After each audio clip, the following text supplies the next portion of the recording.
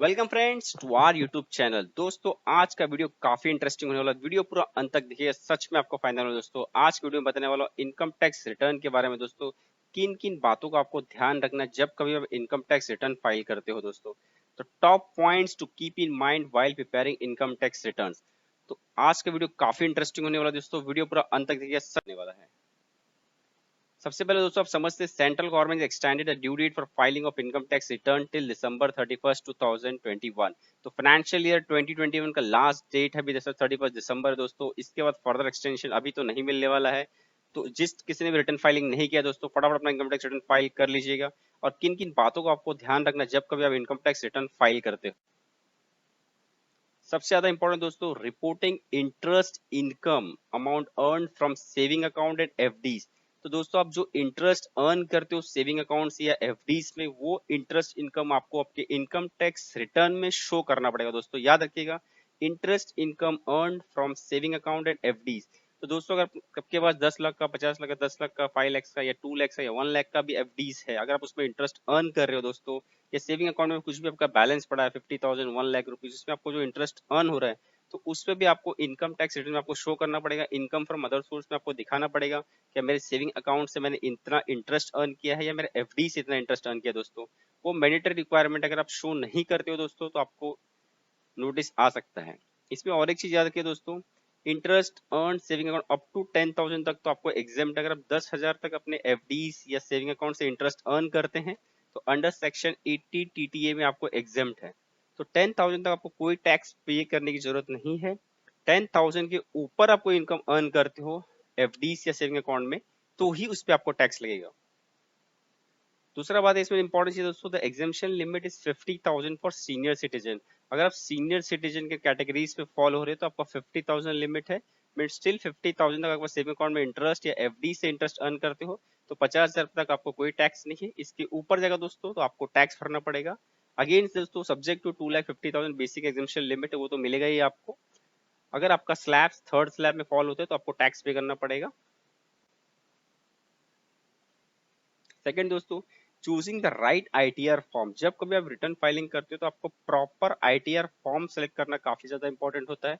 अगर आपने गलत आईटीआर फॉर्म सेलेक्ट कर लिया तो आप ट्रबल में आ सकते हैं। तो choosing the right ITR form is very much important. While filing the annual ITR, it is very important to choose the right ITR form as there are different forms for different kinds of source of income. तो ITR 1 दोस्तों सभी के mind में ITR 1 is for salary. Yes, ITR 1 is for salary, but there are certain condition. तो दोस्तों पहला condition है for individual being a resident होना चाहिए, having total income up to rupees 50 lakhs. तो 50 lakhs के अंदर जिसका इनकम कैटेगरी फॉल होता है वो ITR 1 फॉल कर सकता है, फाइल कर सकता है, जिसका having income from salaries, one house property और अदर सोर्स।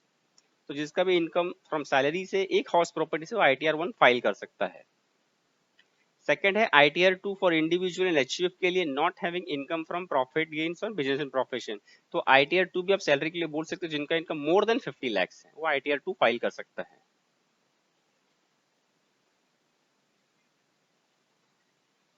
आईटीआर 3 दोस्तों, individual and HUF having income from business and profession. ITR 3 individual HUF के लिए जिसका income from business and profession से है। ITR 4 individual HUF and firms के लिए है जिनका having total income less than up to 50 lakh तक वो आईटीआर 4 फाइल कर सकते हैं, जिसका income from business profession which is computed under section 44 AD और 44 एडी के अंदर अपना इनकम टैक्स रिटर्न शो करना चाहते हैं रिटर्न, तो आईटीआर 4 सेलेक्ट कर सकते हैं। आईटीआर 5 दोस्तों उनके लिए for person other than individual HUF, LLP के लिए दोस्तों होता है आईटीआर 5 फॉर एलएलपी है। आईटीआर 6 फॉर कंपनीज के लिए होते हैं। आईटीआर 7 जिन किसी को भी नोटिस है, किसी नोटिस के तहत अपना रिटर्न फाइलिंग करते हैं दोस्तों तो आईटीआर 7 उनको फाइल करना पड़ता है। आइए सारे टेबल में समझते हैं। आईटीआर 1 इंडिविजुअल्स के लिए है जिनका having income total income less than equal to 50 lakh, salary income, house property income and other source income, वो आईटीआर 1 फाइल करेंगे। आईटीआर 2 अगेन इंडिविजुअल एचयूएफ के लिए, not having income from business and profession. ITR 2 उन लोग के लिए दोस्तों आप बोल सकते हो salary income income more than 50 lakh है। तो ITR 1 to salary income, ITR 1 is less than equal to 50 lakh, ITR 2 greater than 50 lakh आप कह सकते हो। आईटीआर 3 दोस्तों, ITR 3 and 4 business and profession के लिए है, ये भी इंडिविजुअल्स के लिए है। आप देख सकते हो आईटीआर 3 भी इंडिविजुअल एंड एचयूएफ है, individual having income from business and profession, and ITR 4 having total income less than equal to 50 lakh. तो less than equal to 50 lakh है आपका बिजनेस एंड प्रोफेशनल, तो आप अंडर सेक्शन 44 एडी और एडीए के अंदर भी शो कर सकते हो दोस्तों। तो ITR 1 2 आप बता सकते हो salary. ITR 1 basically salary less than equal to 50 lakh, ITR 2 greater than 50 lakh, ITR 3 भी इंडिविजुअल्स के लिए पर जो बिजनेस एंड प्रोफेशन है, ITR 4 ये भी बिजनेस एंड प्रोफेशन जिसका इनकम लेस देन या इक्वल टू 50 लाख है और जो अपना इनकम अंडर सेक्शन 44 AD और 44 AD के अंदर शो करना चाहते हैं। ITR 5 मैंने पहले बताया था LLP, EOP और BOI के लिए ITR 5 forms association of person, LLP body of individual artificial and judicial person. तो फॉर्म्स पार्टनरशिप फॉर्म भी ITR 5 फाइल कर सकता है, ITR 4 भी पार्टनरशिप फॉर्म फाइल कर सकता है दोस्तों, बट उन लोग जिनको which is complete under section 44 AD और ADA और 44 AE के अंदर शो करना चाहते हैं। ITR 6 अगेन कंपनीज के लिए है, ITR 7 ऑल एसएससीज के लिए है जिन किसी को भी नोटिस आता है अंडर 139(4)(a), 139(4)(b) और 139(4)(c, तो उनको ये करना पड़ता है दोस्तों। ध्यान दीजिएगा ITR 1 2 4 चारों इंडिविजुअल्स के लिए है applicable, individual HUF, individual HUF and forms, ITR 5 LLP, ITR 6 companies and ITR 7 all SSC जिन किसी को भी नोटिस आता है। ई वेरिफिकेशन काफी ज्यादा इंपॉर्टेंट दोस्तों। If you file your ITR but you fail to verify your return, then आपका वो ITR रिटर्न इनवैलिड, तो ई वेरीफाई करा लीजिएगा दोस्तों। अगर आपका ई वेरीफाई नहीं हो पाया ड्यू टू XYZ रीजन, तो आप उसको कुरियर कर सकते हो, विद इन 120 डेज आप उसको कुरियर करवा सकते हो। तो मेक श्योर या तो आप ई वेरीफाई करिए रिटर्न फाइलिंग करने के बाद, या तो आप उसको कुरियर करवाए 120 डेज के अंदर। बैंगलोर में आप उसको कुरियर करवा सकते हो। Comparing new tax regime from old, ये काफी ज्यादा इंपॉर्टेंट दोस्तों। आप जब कभी सैलरी रिटर्न्स के लिए काफी ज्यादा इंपॉर्टेंट है, जब कभी आप सैलरी रिटर्न्स फाइल करते हो तो आप अपना ओल्ड टैक्स रिजिम और न्यू टैक्स दोनों को कंपेयर कीजिए, देखिए आपको जहां किस पे ज्यादा टैक्स आ रहा है, किस पे आपका ज्यादा टैक्स सेव हो रहा है। तो जिस किसी में आपका टैक्स सेव हो रहा है दोस्तों, आप वो चूज कर सकते हो।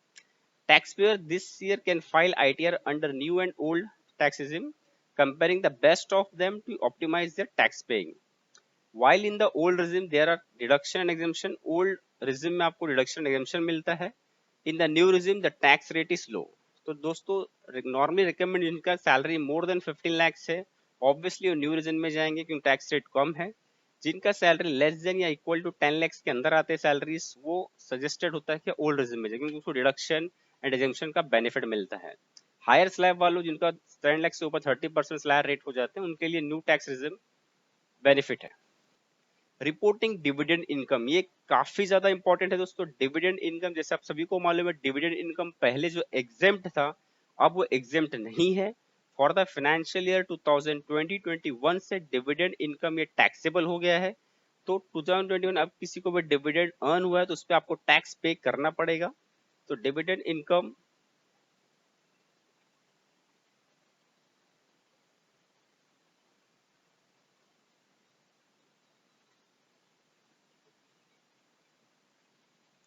सॉरी दोस्तों डिस्टर्बेंस के लिए। Financial year 2020-21 dividend earned by individual from mutual funds and equities is taxable and the income should be declared during ITR filing। तो दोस्तों डिविडेंड इनकम जो पहले एग्जेम्प्ट था जिसपे टैक्स भरने की जरूरत नहीं थी, वो उस पे आपको भी टैक्स भरना पड़ेगा for the financial year 2020-21 income and dividend income में टैक्स लगता है दोस्तों।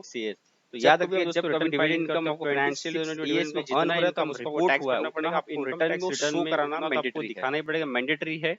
उससे आप कम दिखाएंगे तो आपको नोटिस आ सकता है। सपोज आपके 26 AS में 10 लाख रुपीज शो हुआ है तो आपको 10 लाख ऐसे इनकम दिखाना पड़ेगा। 5 लाख शो हुआ है तो 5 लाख ऐसे इनकम दिखाना पड़ेगा। आप 5 लाख से एक्सेस दिखा सकते हो 6-7 लाख, बट आप कम नहीं दिखा सकते हो। फॉर एग्जाम्पल 26 AS में आपको इनकम शो हुआ है 5 लाख और आपने यहाँ पे दिखाया 4 लाख, तो आपको 1 लाख का नोटिस आ सकता है दोस्तों। तो ध्यान दीजिएगा जब कभी भी आप इनकम टैक्स रिटर्न फाइलिंग करते हो तो आपका सारा इनकम आप चेक कर लीजिए 26 AS में जितना इनकम रिपोर्ट हुआ है आप उतना ही इनकम इसमें रिटर्न फाइलिंग में दिखाइए, या उससे आप ज्यादा एक्सेस दिखा सकते हो। बट आप कम दिखाएंगे दोस्तों तो आपको नोटिस आ सकता है। इन बातों को याद रखिएगा। 26 ES का जो लास्ट पॉइंट है काफी ज्यादा इंपॉर्टेंट है। मैंने इस पर अलग से वीडियो बनाया 26 ES पे, आप देख सकते हो कैसे आप चेक कर सकते हो 26 ES में कि आपका कितना TDS कटा है, कितना इनकम है, अब सारा इन्फॉर्मेशन इसमें आप सकते हो। तो उसमें जितना इनकम रिपोर्ट हुआ है दोस्तों उतना आपको like share subscribe my channel. अगर आपको मेरा वीडियो पसंद आया दोस्तों तो please subscribe my channel and press the bell notification. Thank you very much friends.